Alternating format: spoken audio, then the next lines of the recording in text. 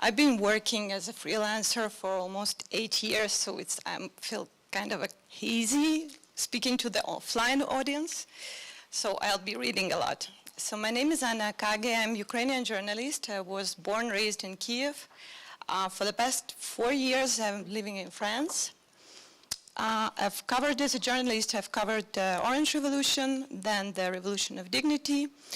In 2014, along my work as a political journalist, I also started to make interviews with war photographers around the world. Why? I found them to be the best witnesses, and also they have proofs, and also often they are on the front line, and I wanted to know how they work during the PTSD, how they work with the locals, how they cover the news, how they work with the agencies. It's been more than 8 years now.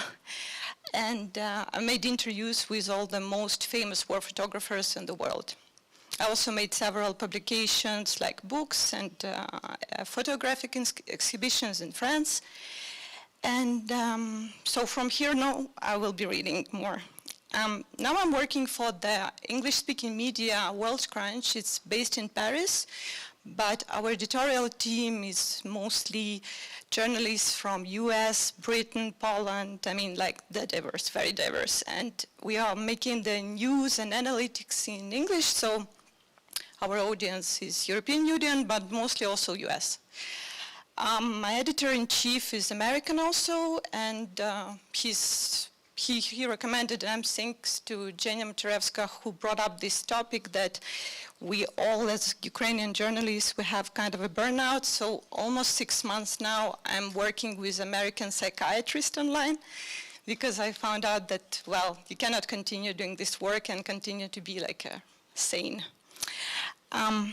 Okay, so as World Crunch also works not only like with the news outlets in English, we work with Ukrainian media Levy Berek, we work with Russian media Important Stories, Важные истории. We were, before war, we were working with the Kommersant, but they don't do journalism anymore. I always knew that from the very beginning of my profession that as a journalist, I am representing Ukraine, and I'm responsible to my country for any information that I distribute. This rule is unbreakable to me. I'm lucky to work with people who trust and listen to my opinion. So, for example, during the 3rd month of war, there come up another investigations about Zelensky and some financial frauds. I called my editor, of course it was everywhere in the headlines. I called my editor and I said, let's not give way in our media to this information. Let's just not publish it. Why? Because in the other situation, I'll be the first one to walk over Zelensky bones and get all the dirty stuff I can, because I'm a journalist, I'm curious. But it's not the moment to do it when this person, this exact person, is representing the country, which means bad news, no money, no weapon. Working for European and US readers in a time of war is quite different from working for Ukrainian audience for domestic market. Ukrainians don't need to be persuaded they must fight till the end, they must not get tired of the news, they must not give up, continue to endure, continue to give money, continue to shoot. And my friends in Ukraine, which I have them talk constantly on the phone, they continue to tell me that they're not tired. But my reader is British, German, Italian, American. He has a big bills for electricity, And so daily we gather the news about what's happening on the front line from all over medias, because we have different languages we can cover. But also on the weekly basis, I'm writing analytical articles every time, trying to find a way to convince my reader in Europe, in US, in Britain, in any other country, that this war is his personal problem, that he has to continue voting for politicians who support Ukraine, that he has continued to work for the, his own personal thing, like in the media, that he has to check the information he's receiving from the big agencies and big media. So my every article basically is a call to give more money to Ukraine, let us buy more weapons, let us win the war. Ukraine has been in a state of a warfare, like a hybrid warfare war for more than 80 years. And as working for the NGOs as a journalist, I went through all these processes of how to verify information, how to find Russian propaganda, how to understand and how to fight against it. But actually, Ukrainian media market was never the only target of Russia. And even today, especially today, we have a lot of bloggers, media, politicians, activists who work for Russia in every country of the world. Bulgaria knows what I'm speaking about. So even in France, where the support of the population is very high for Ukraine, I personally still receive almost on the daily basis letters that people telling me that actually war in Ukraine is a second Afghanistan, that it's a basement for Russia-US war, and that actually we are, it's our fault because we are producing biological weapon which is targeting specifically Russians.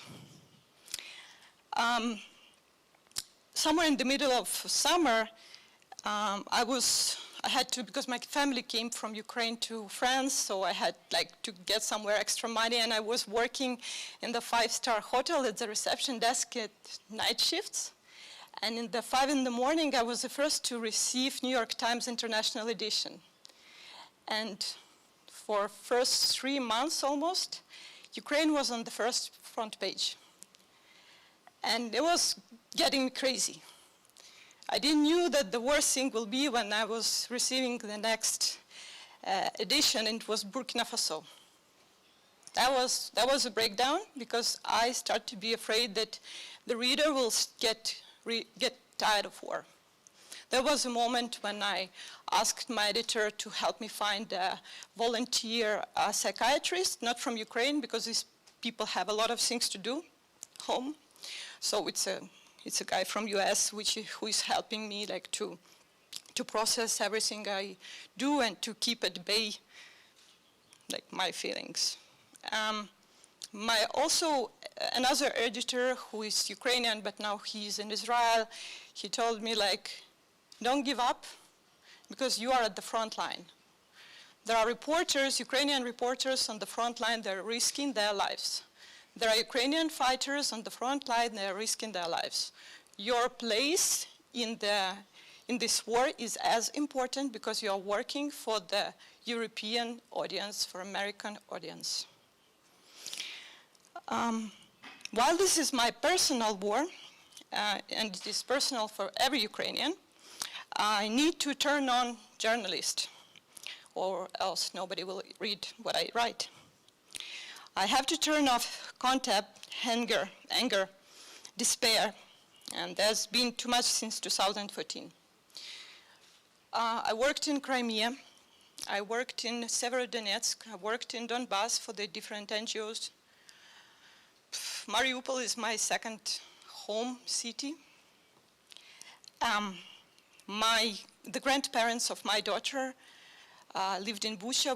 For 4 days we had no contacts with them until they reached Kiev.